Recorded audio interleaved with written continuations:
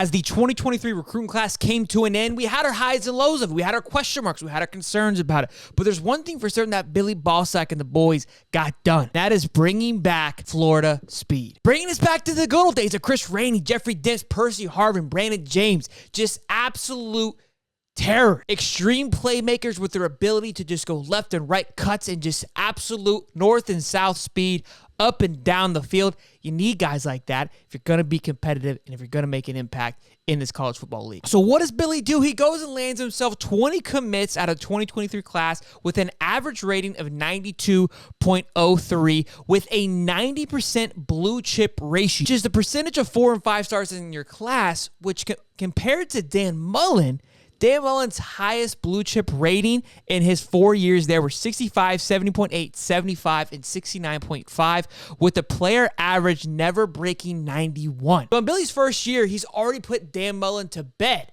with his averages and his numbers in recruiting. And again, we're getting to it.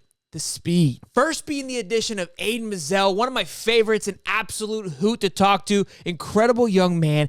Ranked 20th wide receiver nationally and ranked 102nd prospect nationally per composite. This guy was born literally with speed. As both of his parents attended the University of Florida, both participating in track and field, this man knows how to get around the football field, and he is already getting a ton of praise as just a freshman, mind you. Freshman. As being one of the fastest guys on the football field and an absolute terror to guard currently during spring ball. As a junior at Boone, Mazzella clipped 1,000 yards in receptions, averaged 21 yards per receptions and 18 touchdowns, and has a 4.3 40-yard dash. Humming. Now, we didn't just stop there. We also added Andy Jean, 56th ranked wide receiver nationally and 378th ranked overall nationally. In high school, he accounted for 1,400 yards with 68 point yards per game.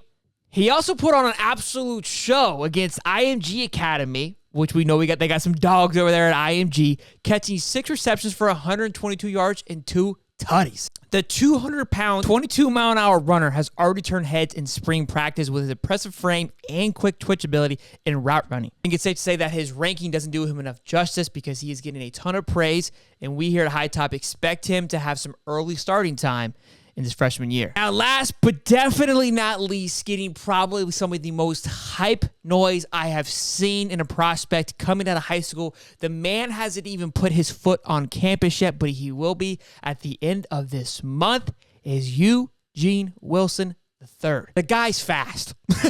He's a 21st ranked wide receiver just behind Aiden Mazzella and 106th ranked nationally. But you have all seen his clips. I don't even have to talk about him because all we've been seeing is how fast this man is, his route running, his ability to pivot, to cut, to jump. Whatever you need him to do, he's doing it tenfold. At the Miami's Underarm All-American camp, he clocked in with the fastest 40-yard dash time. High school, he accounted for over 2,500 all-purpose yards and averaged an eye-popping 90 yards per game. He also was a force on defense, racking up 61 total tackles, 9 pass breakups, and 12 interceptions.